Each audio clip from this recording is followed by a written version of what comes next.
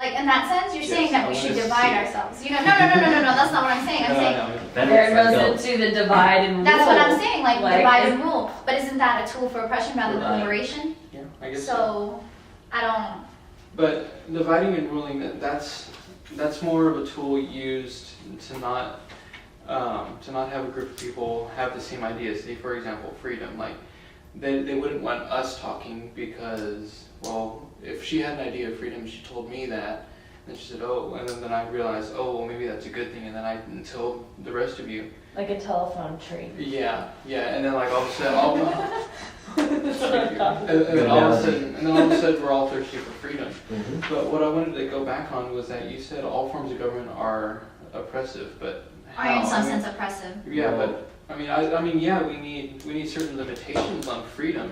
Because, like we said before, without these limitations, no one can actually attain freedom. Right. You know, because there's always something that you're taking away from someone else. Right. So you have ultimate freedom. So that makes me wonder: are there certain degrees of oppression or are there certain degrees of oppression like that are acceptable? Yes. Ooh. Well, I think in a sense we all oppress each other.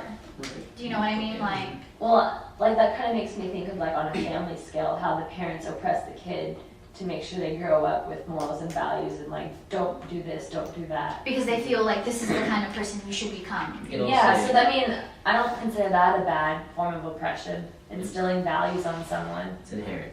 Yeah. That sounds like it parallels the Green Initiative. They're trying to instill these values that you should take care of the earth and take care of. So, yeah, but then who's to say this is the right way and this is Same the wrong way to thing live? with parenting. No. I know, that's what I'm Or saying. parenting Like, and then also the Green Initiative, I guess. So it's all such a gray area. Yeah. I guess this Well, goes back to subjective. his subjective idealist. Mm-hmm. And I guess that's from our viewpoint we're criticizing it as being ideally subjective. yeah, true. So it's kind of like hard to see past I mean, our perception of reality and how far you can actually get with freedom and So Right. liberation. what does he actually mean by subjective idealistic? Like, is that Like your idea of freedom may not be the same thing as my idea of freedom. okay? I don't Well, know. but I'm thinking of subjective it- idealistic, I think he's talking about I think he's talking about it's too, how his critics against his argument of changing the world.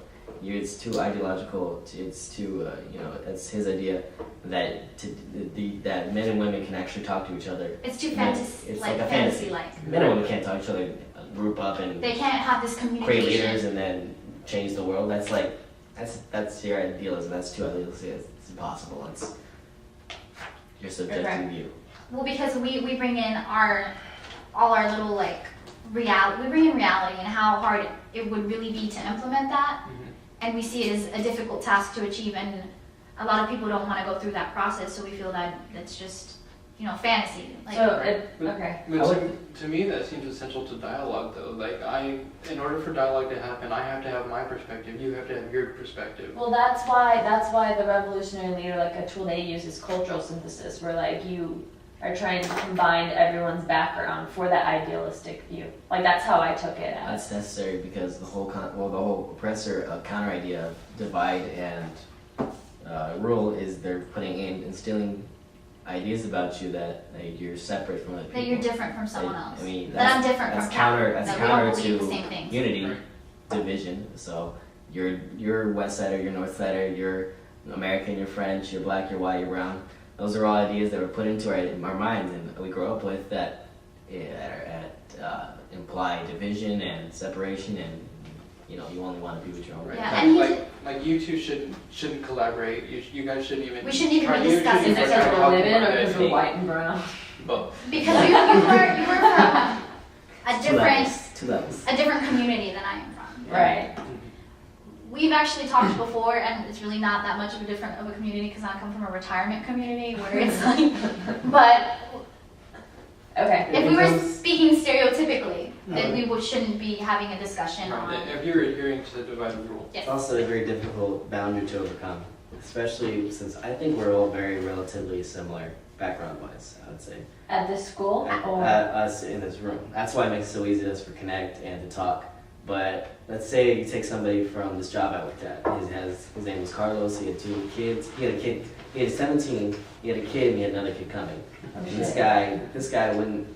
He doesn't want to talk about, well, how can I change the world? He wants to think about, how can I get fucking money on the table and support my children? Yeah, and so that's another level of oppression, is putting people in that situation. well, because it all goes back to the idea of fear. People don't want to stand up for themselves or cause change because they fear they're going to lose the security that they have already.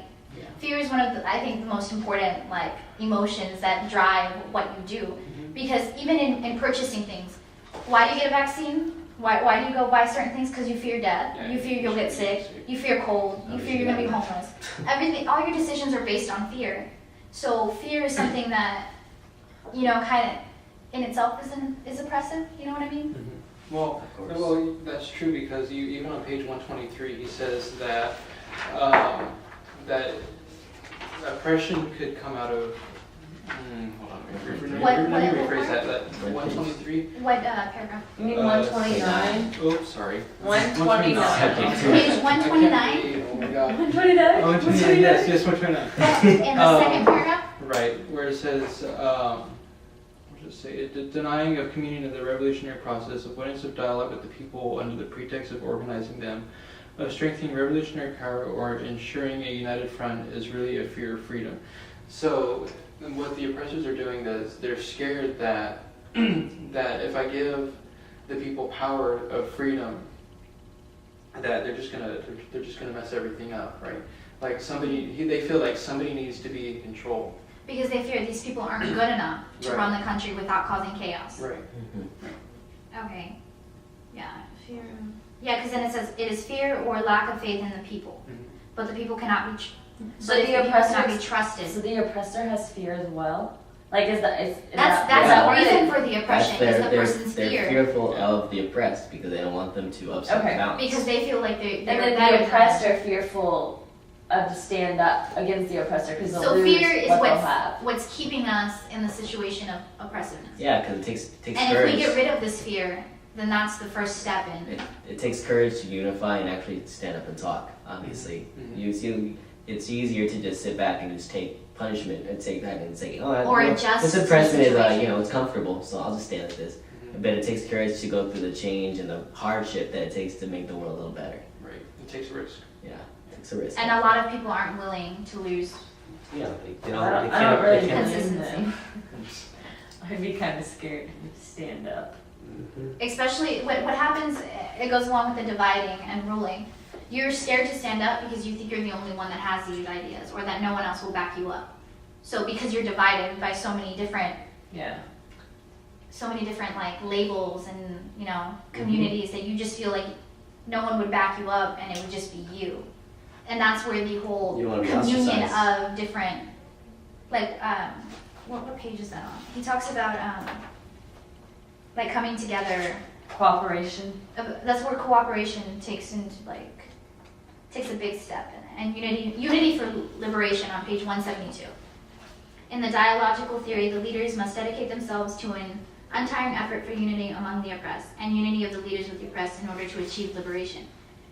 The feeling of fearing that you're going to be alone is what's keeping everybody oppressed. That's why you need a revolutionary leader, is to bring the people together and let their ideas come out. That, I don't really like the term revolutionary leader because leader itself has a connotation of being oppressive.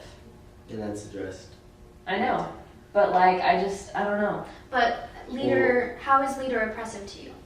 I just want to understand. I don't know. I think of a leader as someone above me. You know, Okay, someone. Like you already see the social order going Yeah, on. that's how. Yeah.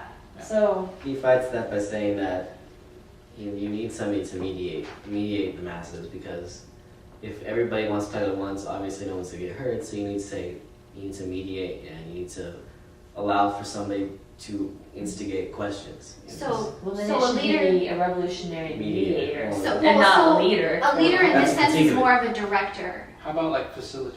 Facilitate. Is that a Facilitator. better word? No, okay, that makes sense.